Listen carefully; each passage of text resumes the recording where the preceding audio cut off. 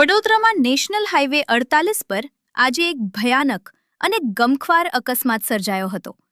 Four wheeler ચાલકે ટેમ્પોને જોરદાર ટક્કર મારતા ટેમ્પોનો કચ્ચરઘાણ વળી ગયો હતો.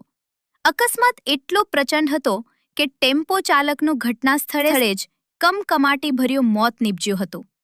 અકસ્માત બાદ હાઈવે પર અફરાતફરીનો માહોલ સર્જાયો હતો. ઘટનાના પગલે નેશનલ હાઈવે 48 પર વાહનોની લાંબી કતારો લાગી ગઈ હતી અને ટ્રાફિક જામના દ્રશ્યો સર્જાયા હતા. અકસ્માતનો જોરદાર અવાજ સાંભળી સ્થાનિક લોકો તાત્કાલિક ઘટના સ્થળે દોડી આવ્યા હતા અને રાહત કામગીરીમાં જોડાયા હતા. બનાવની જાણ થતાં સ્થાનિક પોલીસનો કાફલો પણ સ્થળ પર પહોંચી ગયો હતો.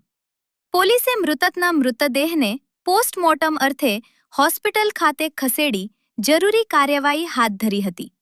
તેમજ અકસ્માત કેવી રીતે સર્જાયો તે અંગે તપાસ શરૂ કરી કાયદેસરની કાર્યવાહી હાથ ધરી છે. પ્રાથમિક તપાસમાં ફોર વ્હીલરની બેદરકારીના કારણે અકસ્માત સર્જાયો હોવાની આશંકા વ્યક્ત કરવામાં આવી રહી છે. જો કે અકસ્માતનું ચોક્કસ કારણ પોલીસ તપાસ બાદ જ સ્પષ્ટ થશે.